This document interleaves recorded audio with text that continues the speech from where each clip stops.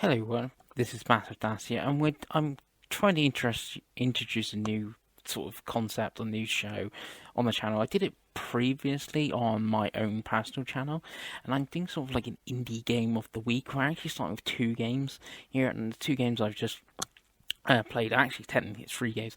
I've just played and finished. And the first one is Somerville, which has just come to Xbox. It is on Game Pass. It's from Jump Ship, which is a new studio. It's from some people that did Limbo and Inside, so a lot of Play Dead people. And this studio is from Guildford. They've actually just been acquired, I think, from Thunderful. So it'll be interesting where they go forward with that. Yeah, so I just played this one. I played it on an Xbox Series X, but I believe it's on all the Xbox family. Obviously, I presume it's on PC Game Pass, and I think it's even on Epic, so it's just PC and Xbox at the moment. So this has come out this week.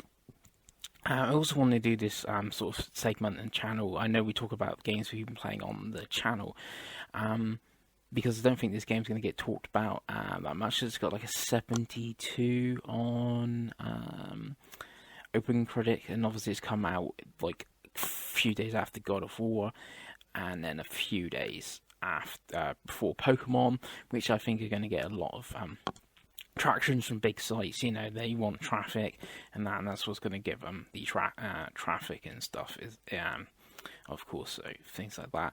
If you've played Limbo or Inside, it's similar sort of atmosphere in that. It's got slightly more colour to it than those games when obviously Limbo was black and white sort of thing, and that, so it's if you played them, you know it's just sort of like an action adventure platformer game.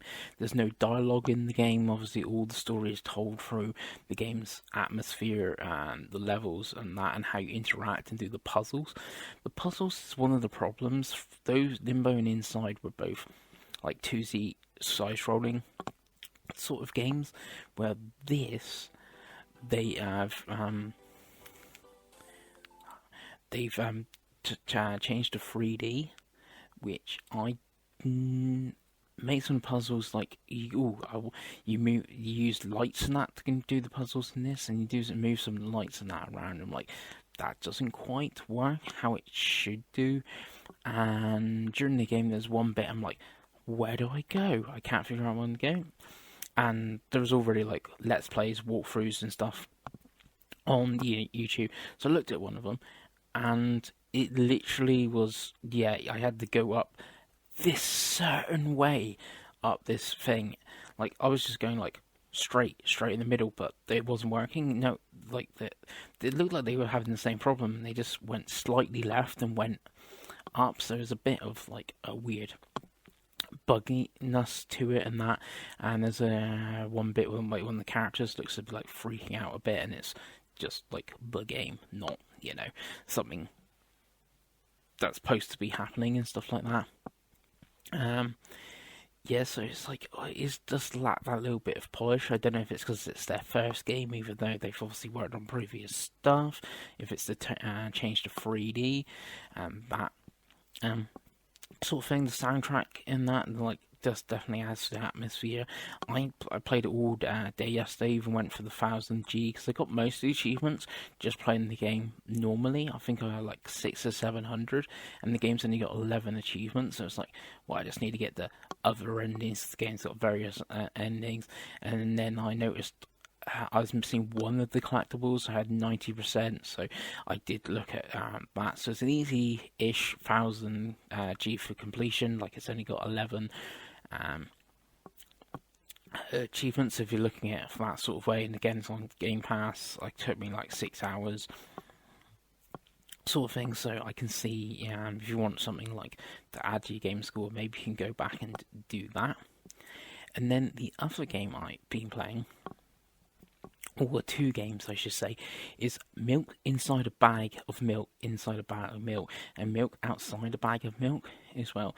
So looks like it's just come to Nintendo Switch, and Nintendo's even promoted it themselves on their channel. And I actually got a code for this. I asked if I could have a code because it looked really weird and interesting.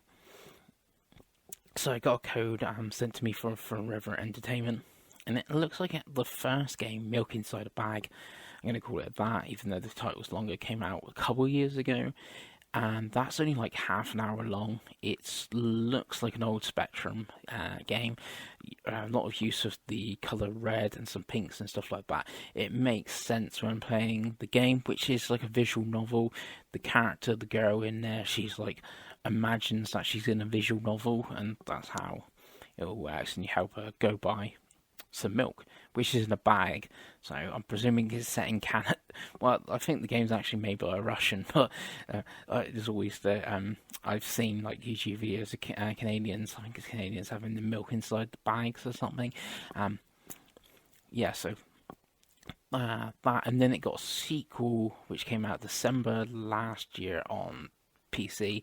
Didn't take any notice of it, to be personally, like but on Steam it has got overwhelming positive on both review things it's got on there, so reviewed well. And then if you look at the reviews on the bottom, everyone seems very positive on it. But like I said, it's just come to Switch, which has got milk inside a bag and milk outside bag, which was the sequel, bundled sort of together.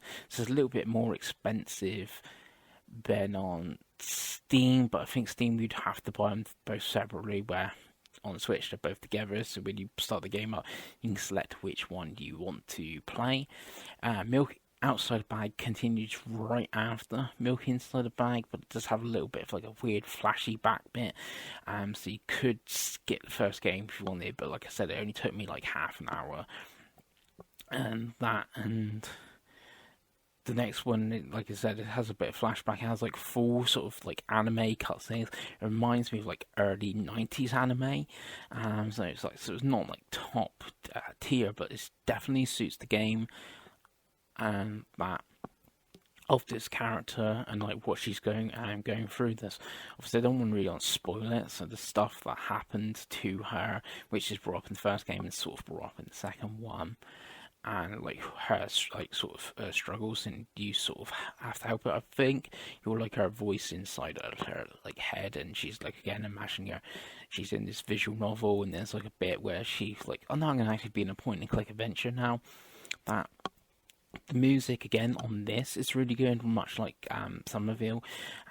Like it really fits the tone of the game. And the second game that's got much more colour and that in there, it does have a bit of a throwback to the first one, where there's a lot of like the reds and pinks and purples, which again makes sort of sense to the game and the atmosphere of like the sort of horror to it. There's like a psychological horror, but and like what the characters are going through. Don't believe her name's actually ever mentioned. You do get to name yourself.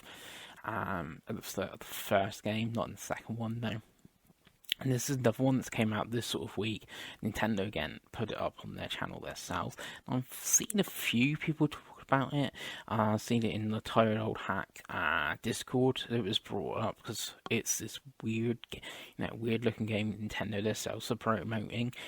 Nintendo only normally just is like sort of bigger indies, and it really unusual of what I wanted to give it a go, and thankfully Forever Entertainment provided the code for this one. But again, I think it's going to go sort of under the radar this week due to other game releases. Even on the Xbox side with Somerville, you've had Pendant come out, which is like on 86 Open Chronic, so like they come out the same day, both Xbox exclusive. Like obviously that's Obsidian, but it's in that sort of more like indie style that's going to get overshadowed by that.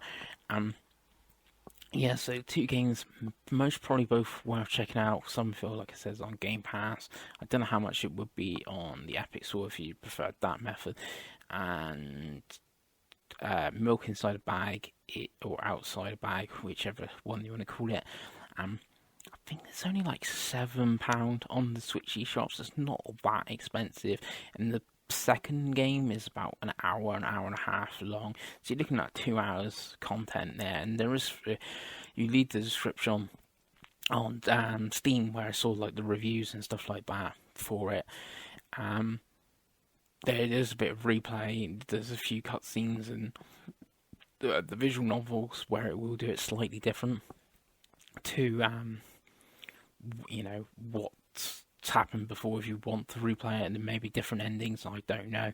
I just play it the once. That's the ending I've got. That's quite often what I do. It's only in Somerville because there was like 2 achievements missing. I did the other endings. I personally, the first ending I got is what I would call my ending in that game. But there's another indie game I'm currently playing. If you follow me on my Switch, you'll see what I'm playing. So I'm hoping to do sort of this again next week and talk about that game and maybe another game, possibly something on Game Pass, maybe something on PSN. Like I've talked about the Save Room, I kind of want to play that, so maybe I do play that and talk about that on this channel. But anyway, I've been Massive Dan, and I hope you like this.